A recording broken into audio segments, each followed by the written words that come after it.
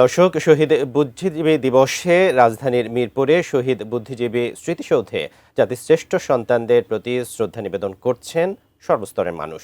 সেখানে আছেন সহকর্মী মহসিন কবির। শ্রদ্ধা নিবেদনের খবর জানতে সরাসরি যুক্ত হচ্ছি তার সঙ্গে। মহসিন, জাতির শ্রেষ্ঠ সন্তানদের আজ স্মরণ করা হচ্ছে, কেমন দেখছেন সেখানে শ্রদ্ধা নিবেদনের আজকের এই দৃশ্য? বুদ্ধিজীবী দিবসের আজকের এই দিনে বিনম্র শ্রদ্ধায় তাদেরকে স্মরণ করা হচ্ছে, শহীদ বুদ্ধিজীবীদেরকে স্মরণ করা হচ্ছে।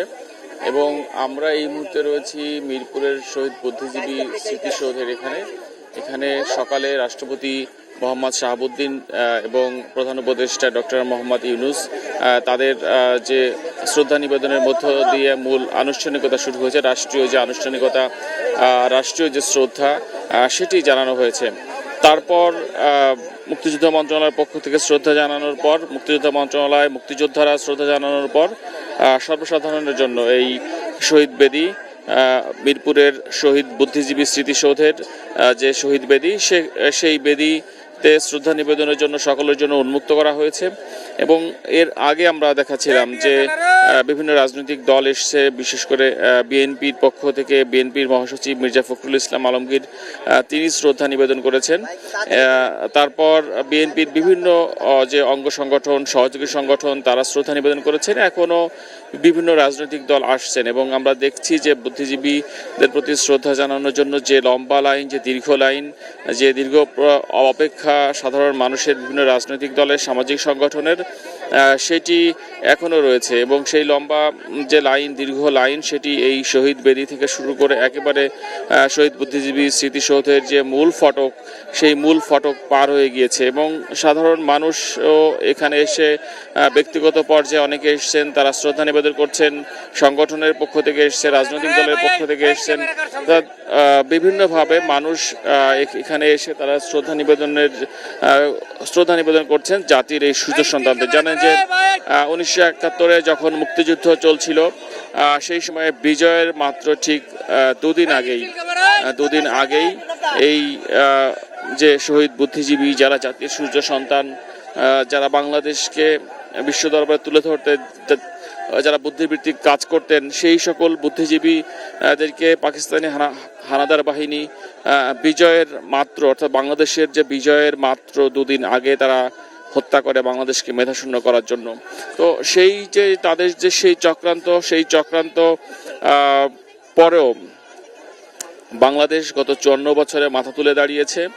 এবং তো সেই যারা তখন আত্মত্যাগ করেছিলেন, জাতির শেষ সূর্য সন্তান বুদ্ধিজীবী, যাদের মধ্যে ছিলেন শিক্ষক, সাংবাদিক, সাংস্কৃতিক কর্মী, লেখক, কবি, সাহিত্যিক, তো সেই বুদ্ধিজীবীদেরকে বিনম্র শ্রদ্ধায় স্মরণ করা হচ্ছে। বাছাইকৃত লাল সরিষার দানা থেকে অত্যাধুনিক কোল্ড প্রেস মেশিনে তৈরি হয় প্রাণ সরিষার তেল, আসল ঝাঁঝে, আসল স্বাদে। এবং জাতির সেই সূর্য সন্তানদের স্মরণ করতে এই মিরপুরের শহীদ বুদ্ধিজীবী স্মৃতিসৌধে জনতার, মানুষের ঢল নেমেছে।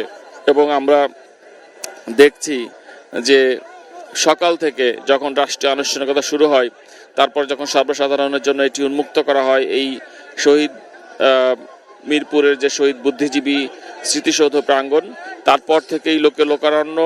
সেই সকাল থেকে এখন পর্যন্ত বিপুল সংখ্যক মানুষ, বিভিন্ন রাজনৈতিক দল, সামাজিক সংগঠন, তারা এখানে শ্রদ্ধা নিবেদন করেছেন। সেই শ্রদ্ধা নিবেদনের পর্ব এখনও চলছে।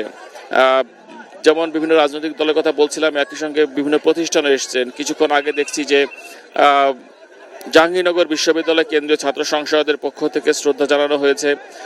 যারা কিছুদিন আগে যারা নির্বাচিত হয়েছেন, জাকসুর যারা নেতৃবৃন্দ, তারা এসছেন। ঢাকা বিশ্ববিদ্যালয়ের শিক্ষকবৃন্দ, ঢাকা বিশ্ববিদ্যালয়ের পক্ষ থেকে শ্রদ্ধা জানানো হচ্ছে। এবং দেখছি যে ওয়ার্কার্স পার্টি, কিছুক্ষণ আগে জাতীয় পার্টি, গণ অধিকার পরিষদ, এনসিপি, অর্থাৎ অনেকেই এসছেন এই যে মিরপুরের যে শহীদ বুদ্ধিজীবী স্মৃতিসৌধ, সেখানে তারা শ্রদ্ধা নিবেদন করার জন্য। এই শ্রদ্ধা নিবেদন পর্ব, মানুষের যে লম্বা লাইন, সেই লম্বা লাইন আমরা দেখছি যে এইটাই এখনো চলছে। আমাদের সহকর্মী রয়েছেন কিশোর জাহান, তিনি রয়েছেন মোহাম্মদ চাঁদপুর রায়ের বাজার যে বৌদ্ধভূমি সেখানে রয়েছেন। রায়ের বাজার বৌদ্ধভূমিতে কিশোর জাহান, আমরা কিশোর জাহানের কাছে চলে যাচ্ছি, সেখানেও মানুষ শ্রদ্ধা নিবেদন করছেন।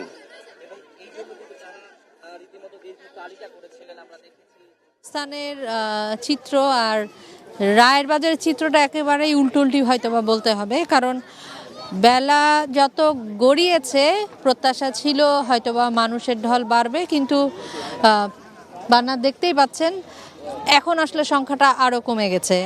আমরা আসলে সকালবেলা যখন রায়ের বাজার সর্বসাধারণের শ্রদ্ধার জন্য খুলে দেওয়া হয় তখনও আমরা কিছুটা পরিষ্কার পরিচ্ছন্নতার কাজ করতে দেখছিলাম, এবং পরবর্তীতে আসলে শুরুটা হয়েছে সেই শ্রদ্ধা সরকারি নানা মন্ত্রণালয়ের আসলে মাধ্যমে তারা ফুল দিয়ে শ্রদ্ধা জানিয়েছেন, এবং কিছু স্কুল কলেজের শিক্ষার্থীদের আমরা যেমন দেখেছি এমনি উন্মুক্ত বিশ্ববিদ্যালয়ে তারাও এসছিলেন, মূলত শিক্ষকরাই এসছিলেন ফুল দিয়ে শ্রদ্ধা জানাতে।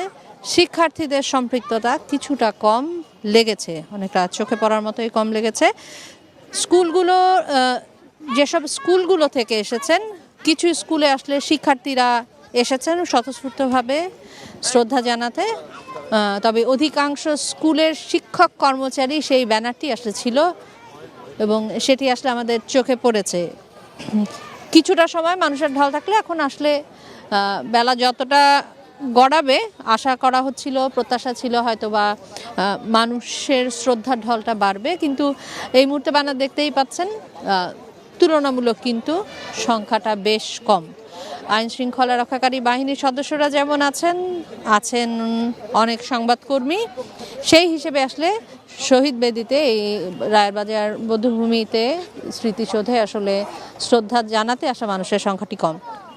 একটি কথা অবশ্য বারবার বলছিলেন যারা এসেছেন, ৭১ এবং ২৪ আসলে দুটোই আমাদের গর্বের, এবং এই দুটোকে আসলে যারা মুখোমুখি দাঁড়া করাতে চায় তারা আসলে রাজনৈতিক ফায়দা লোটার জন্যই সেই কাজটি করছেন, কারণ এর সাথে আসলে বাংলাদেশ জন্মের ইতিহাস জড়িত, বহু আত্মত্যাগের ইতিহাস জড়িত, এবং একই সঙ্গে আসলে নানা শ্রেণী পেশার মানুষের বাইরে যদি আলাদা করে বলতে হয়, নানা রাজনৈতিক ব্যক্তিত্ব যারা আছেন, সামনে আসন্ন নির্বাচন, সেই আসন্ন নির্বাচন আসলে মনোনয়ন প্রত্যাশী যারা আছেন তারাও কিন্তু এসেছেন এখানে শ্রদ্ধা জানাতে। এবং একটি কথা আসলে উঠেছিল সাম্প্রতিক সময়ে, যেহেতু একটি অনাকাঙ্ক্ষিত ঘটনা ঘটেছে, একজন জুলাই যোদ্ধা আহত হয়েছেন, সেটি নিয়েও কিন্তু আসলে কথা হচ্ছিল যে ৭১ আসলে পাক হানাদার বাহিনী